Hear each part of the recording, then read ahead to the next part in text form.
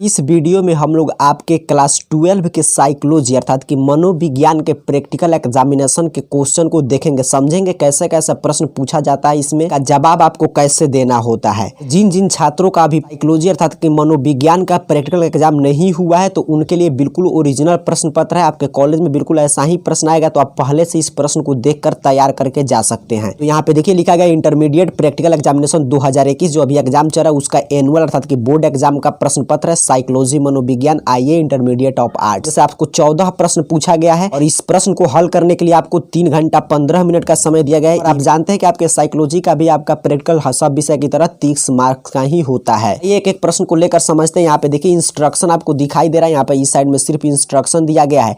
अब प्रश्न पत्र को पलटते हैं और देखते हैं प्रश्न। यहाँ से शुरू हो रहा है आपका ग्रुप ए अर्थात कि समूह ए, और ग्रुप ए में आपके टोटल 4 प्रश्न और इस 4 प्रश्न को आप ध्यान से देख लीजिए। इसमें से कोई भी एक प्रश्न जो आपको आता होगा उसको लिख देना था, इसके लिए आपको 5 अंक मिलेंगे। पे में आप यहाँ पे देख लीजिए, आप रोक कर लिख भी सकते हैं, आपको यदि तैयार करना हो या स्क्रीनशॉट लेकर लिख सकते हैं। इसमें से आपको मात्र एक प्रश्न तैयार करके जाना है, इसके लिए आपको 5 अंक मिलेगा।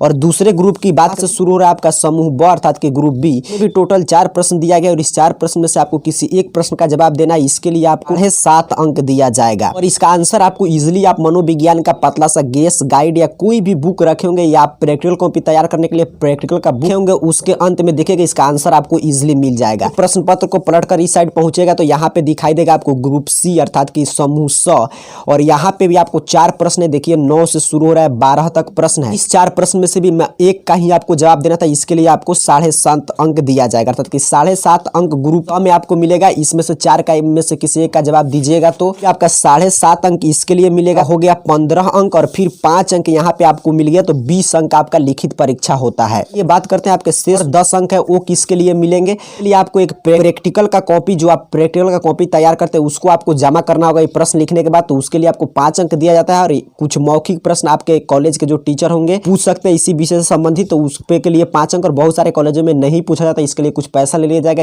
या टीचर स्वेच्छा से ऐसे ही दे देते हैं। तो 5 अंक आपका प्रैक्टिकल कॉपी और 5 अंक प्रश्न के लिए 10 अंक ये हो गया।